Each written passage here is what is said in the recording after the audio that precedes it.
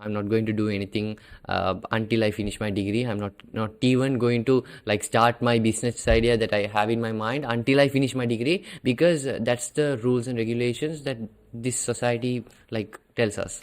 It's really good going to work after your school or after your college. I mean, it's not that mean you need to quit the school, college and go to work. No, try to manage, do at least a minimum part-time job. I mean, why we are going to school? Simple.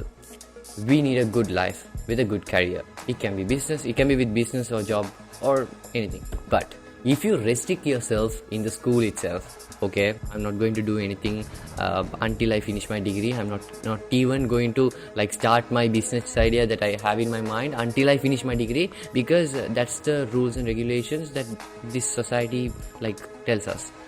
If you be like that, definitely you are going to regret. Please don't do that. Start the thing that you wanted to start now itself. Start it.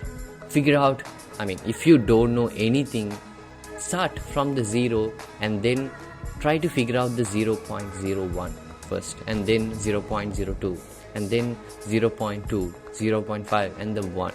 So it will take time, but it will be very much effective permanent solution and education for yourself.